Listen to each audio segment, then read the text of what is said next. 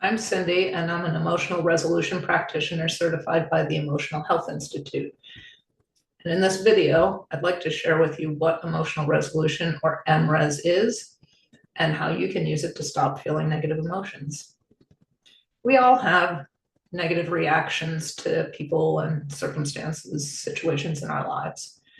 For example, you're in line at the grocery store and the person in front of you is taking forever to check out, and you start to get frustrated or impatient, or you're driving somewhere, or someone cuts you off, or you feel anger or even rage, or you ask your kid to take the trash out and they roll their eyes at you and you feel frustrated or irritated. And we also experience emotional states, which are typically in reaction to circumstances in our lives. For example, anxiety. You're not sure if you have the financial resources to meet your obligations, or stress. You have too many things going on at work. You don't have the time that you need to accomplish them all. Overwhelm, fear, which can then lead to worry or procrastination. And so just take a moment while I bring up a little graphic to give some thought to what kind of emotional reactions or emotions would you like to stop feeling?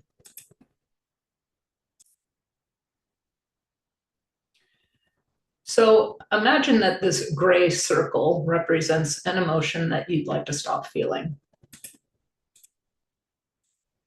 This in the center is you feeling that emotion. So how do you know when you're feeling an emotion? If your answer was, I feel it in my body, you're right. We all have the ability to feel sensations inside our body, which is how we know that we're hungry or we're thirsty or we need to use the toilet. And this ability is known as interoception. And Lisa Feldman Barrett wrote a book,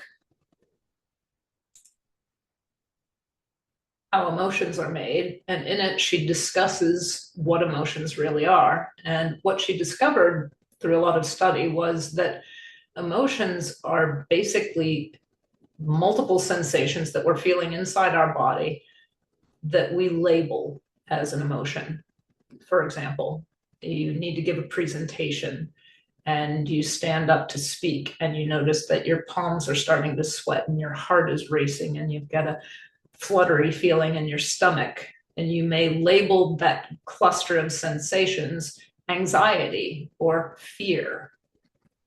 So why do these sensations appear? One minute we're feeling calm and the next we're just flooded with emotion. And if your answer was there was some sort of stimulus, you're correct. So we experience a stimulus, we feel a negative emotion.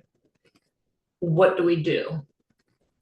Well, we want to try to make ourselves feel more comfortable. So how do people try to make themselves feel more comfortable when they're feeling an unpleasant emotion?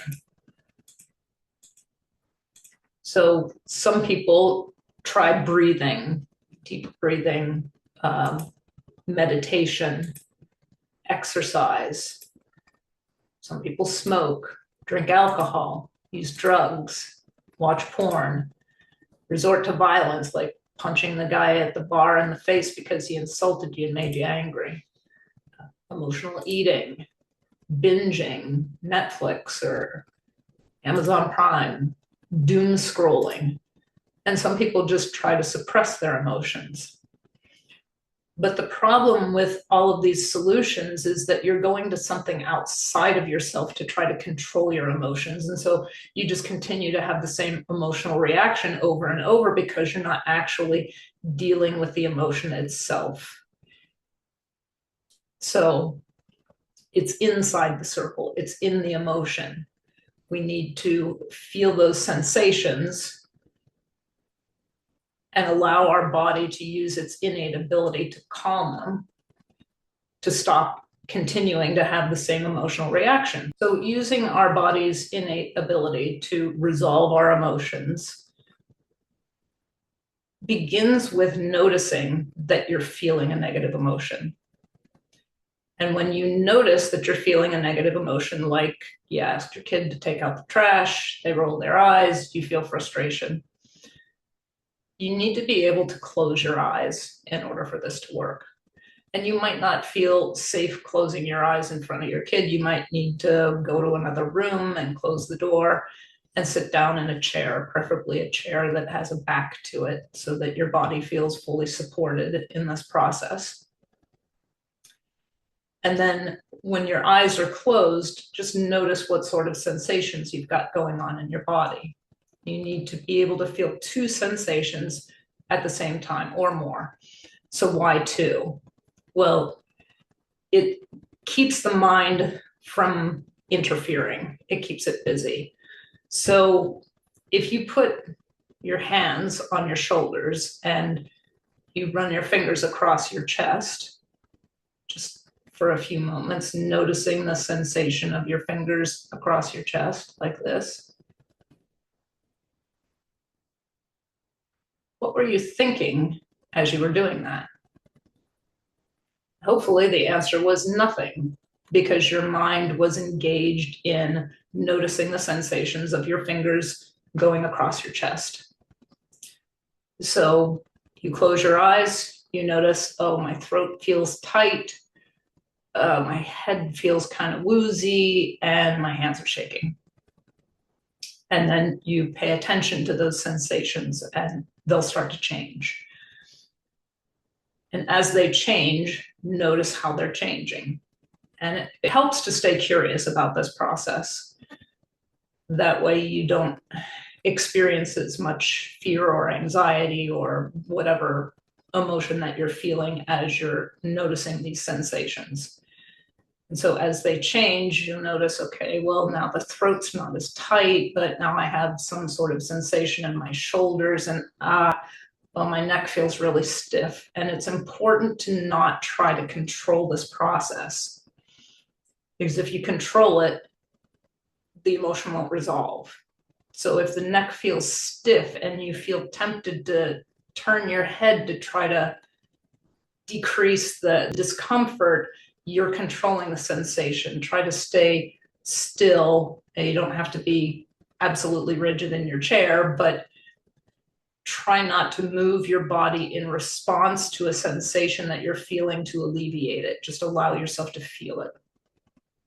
And then after 2 to 90 seconds, your body will become calm and you'll feel peaceful. And that's how you know that the emotion has resolved. And then you open your eyes.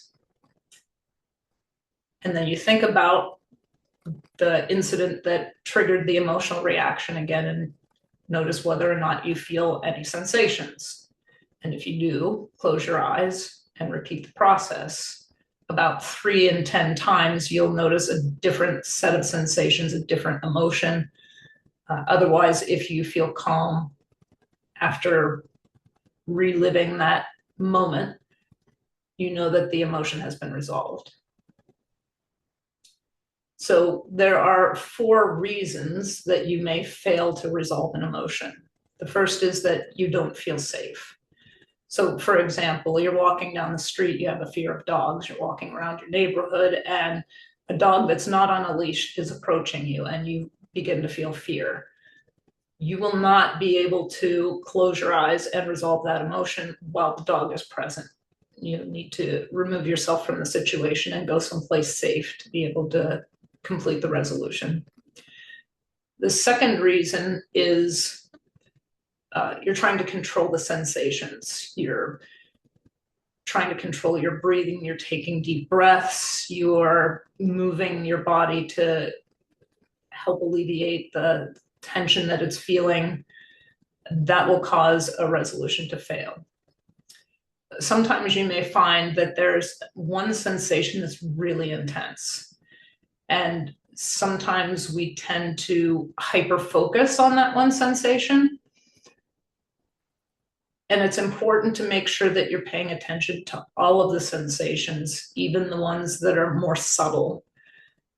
If you don't, then your mind will start to wander. And that's another reason why a resolution could fail. Your mind starts thinking about something else, and then different sensations arise in your body in reaction to what you're thinking about.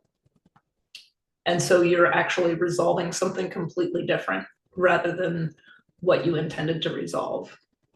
Also, you may be thinking, this is kind of crazy. How could something so simple actually work? How could this be effective?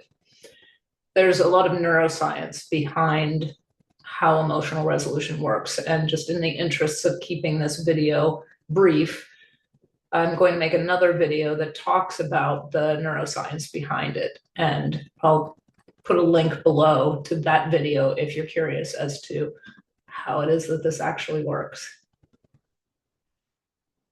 So what if you do this and you discover that you can't do it on your own? Well, one thing I would suggest would be try to do your first resolution on a lesser reaction. So, for example, if you're feeling anxiety about your finances, that's probably not a good one to start with. Start with your kid rolling their eyes at you. It's just a minor frustration, unless it's a major frustration for you. Try to pick something that happens to you frequently and doesn't cause a huge reaction, but you'd like it to stop.